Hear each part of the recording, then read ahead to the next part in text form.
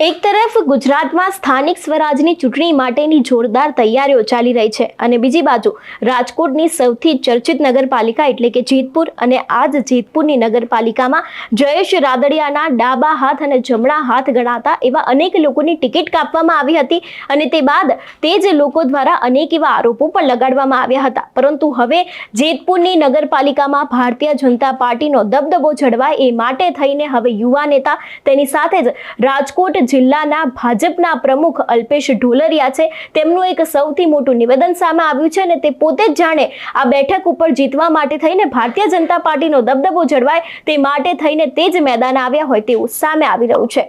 નમસ્કાર, હું હંસિની અને તમે જોઈ રહ્યા છો નિર્ભય ન્યૂઝ। અત્યારે હાલ પાટીદાર સમાજમાં ઘણા બધા વિવાદો ચાલી રહ્યા છે।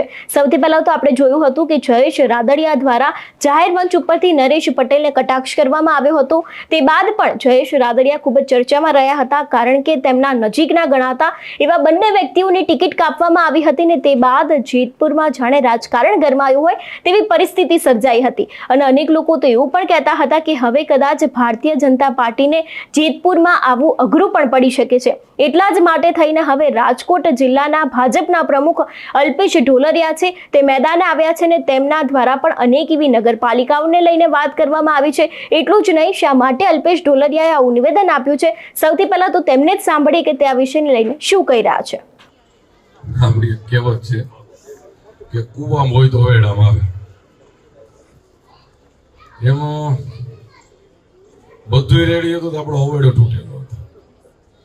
કૂવામાં પાણી હતું પણ આપણો ધોરાજીનો હવેડો તૂટેલો હતો। પંચાયત થી પાર્લામેન્ટ સુધી બધે ભાજપની સરકાર હોય અને અહીંયા એક આપણે કોંગ્રેસ આવી તો અમે શું કરીએ?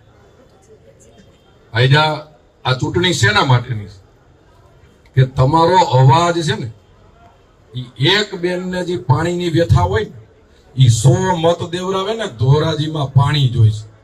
પેલા ભાજપની સરકાર ભાદર ડેમ ભરી શકતી હોય, ધોરાજી નળમાં પાણી ન આવે, પણ તમારે ત્યાં ખાટલે ખોય તો ભાજપ વાળા શું કરે? કોંગ્રેસની સરકાર તમારા ગામમાં હતી તો ભાજપ વાળા શું કરે? તમે મને એટલું કહો કે ધોરાજી કરતા ગોંડલ મોટું કે નાનું? મોટું ને? તો ગોંડલમાં એકાત્રા પાણી આવતો ધોરાજી ન આવે? તો એનો જવાબ કોંગ્રેસ વાળાને આ ચૂંટણી રૂપી દેવા માટે આ ચૂંટણી આવી કે આખા ગુજરાતમાં પાણી એકત્ર આવે, ધોરાજી તમે કેમ નથી દીધોની સજા દેવા માટે ચૂંટણી છે। તમે કયો બેનો કે કોંગ્રેસની સરકાર હતી, આ બધાય ડોહીમાં એ જોયેલી છે, તો ત્યારે ડોહીઓને હાંધા નોત બગડતા? ભાઈ, ડોહીઓને તે હાંધા નોત બગડતા? કોંગ્રેસે કઈ હાંધો નાખ્યો? હાલો તમે મને કયો, કોંગ્રેસે કઈ હાંધો નાખ્યો? ભાજપની સરકારમાં ગુજરાતમાં એકય ડોહી હાંધા વગર દુખતી હોય એવી ડોહી નથી રહેવા દીધી, તો પાણી નો દેવડાવી અમે? પેલા આપણને એટેક નહોતા આવતા, ભાજપની સરકાર નહોતી એટેક નહોતા આવતા, આપણે પૂછવા જતા કેટલામાં છે, એમાં ઈ કે ત્રીજો, તો આપણે કઈ બહાર નીકળી કઈ બિસાડા છેલ્લો કેતા હતા? આપણે કઈ પેલો તો કે હજી ચિંતા કરતા નહીં, 2 બાકી છે। એની જગ્યાએ નરેન્દ્રભાઈના શાસનમાં ગમે ને એટેક આવે ને પેલા એમ પૂછી કાર્ડ છે?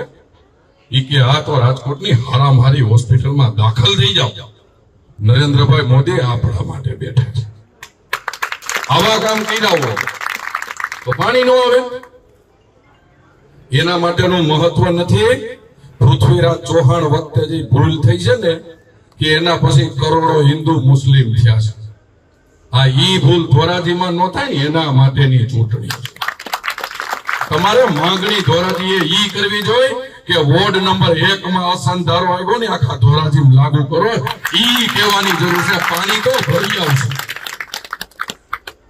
આપણે બધા એ કહીશું ને તો સેફ રહેવું, નકર ઘીરે નહીં સેફ આવે, ખાલી વાટ જો આ બધું થઈ જાય। આ બહેનોમાં એટલી શક્તિ છે કે હજી વાડીએથી પાણી ભરી આવે, પણ ઘીરેથી રામજીભાઈ ફાંસા દરવા આવે ને એની ચૂંટણી છે। આપણે બધાય ભેગા મળી નરેન્દ્રભાઈના શાસનમાં જે વિકાસ થયો છે અને વિકાસ કેને કહેવાય? આજ સિમેન્ટ રોડની પાણીની માંગણી એટલે કરી છે કે આપણી સરકાર પાસે પૈસા છે. કેશુબાપા મુખ્યમંત્રી બન્યા ને તે ગુજરાતનું બજેટ ઠામુકું 11,000 કરોડનું હતું. રૂપાલા સાહેબ વાત કરે કે અમે મંત્રી તરીકે ખાલી 600 કરોડ રૂપિયા આવતા, એમાં આખા ગુજરાતની લાઈનો હાંતા. એ 11,000 કરોડના બજેટ થી નરેન્દ્રભાઈ બેઠા ને તે 14,000 કરોડનું બજેટ હતું. આપણે મોદીને એટલે પ્રેમ કરી છે કે ઈ મોદી સાહેબના ગુજરાતમાં ભૂપેન્દ્રભાઈનું ભારતીય જનતા પાર્ટીનું સરકારનું છેલ્લું બજેટ 3,42,000 કરોડ રૂપિયાનું થયું છે. એટલે આપણા ચોકમાં વિકાસની વાતો કરી શકીએ છીએ. તમે ખાલી કલ્પના કરો કે અહીંયા કોંગ્રેસ હતી ને તોય 200 કરોડના ખાતમુહૂર્તની તૈયારી થઈ ગઈ છે. અને હજી તમે યાદ રાખજો કે આ વખતે જો અહીંયા ભાજપની સરકાર બની ગઈ ને ધોરાજીમાં, તો અમે ગોંડલમાં, હું ગોંડલથી તમને કહેવા આવ્યો છું કે ગોંડલમાં અમે એવી વાતો કરી છે કે કોઈના ઘરે એકત્ર પાણી ન આવતું હોય તો અમને મત ન દેતા, કોઈના ઘર સામે સિમેન્ટ રોડ ન હોય તો અમને મત ન દેતા, કોઈના ઘર સામે લાઈટ ન હોય તો અમે મત ન દેતા. આવું કહી અને 44 માંથી 44 બેઠક જીતી છે તો ધોરાજીમાં કામ પૂર્ણ ન થાય ભાઈ.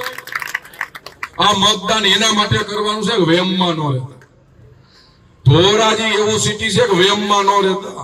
હગા વાલા મિત્ર સર્કલ ને જેમ ભાઈએ વાત કરી ને કે એનું 80% વોટ થઈને કોંગ્રેસ જીતી જાય છે, તો આપણે 90% મત ન કરી શકીએ ભાઈ. 90% મત દો. જો એક ભૂલ છે ને ધોરાજીની શકલ બદલી નાખે. ગયા વખતે ભાયાવદનની તમને વાત કરું ભાઈ, તો આપણે કેટલી 24 બેઠક છે, એમાંથી ભાજપ પાસે 9 હોય. સરકાર ભાજપની બનાવવા માટે 15 જોતી. તો મિત્રો 10 કે 8 બેઠક આપણે છે ને 0 થી 4 મત થી લઈ અને 20 મત માટે હાર્યા. એ 0 થી 4 મત ને 20 મત ને 19 મત ને આવા 4 ઉમેદવાર આપણા જે હારી ગયા ને 5-6 ઉમેદવાર, એને હિસાબે 5 વર્ષ આખા ભાયાવદનને ભોગવવું પડ્યું. તો આપણે કોઈ વેમમાં રહેવું નથી. આપણા મિત્ર સર્કલમાં કોઈ, તમે યાદ રાખજો કે ભાજપને બટન દઈવું ને એટલે રામ મંદિર અયોધ્યામાં બન્યું ને એની ઈટ મૂકવા જેટલું પુણ્ય આપણને મળે. આપણી સરકાર ખાલી વાતો કરવા વાળી નથી. આપણા તો પહેલેથી આપણે જતી 2 સીટ આવતી હતી ને તેથી કહેતા હતા વહાં મંદિર હમ બનાય કે જહાં રામ કા જન્મ હુઆ હોય ને બનાવ્યું. આપણે કહેતા હતા કે ધારા 370 આપણે ખતમ કરવી છે. એ આપણે ખતમ ધારા 370 કઈ લેવા દેવા નહોતી, પણ સરદાર વલ્લભભાઈ પટેલે અખંડ ભારત કર્યું ને, એમાં નહેરુની એક ભૂલની જે બાકી રહી ગયું હતું ને, એ મને તમને ભારતીય તરીકે ખૂંચતું હતું. એટલે એ ધારા 370 આપણે ખતમ કરી છે.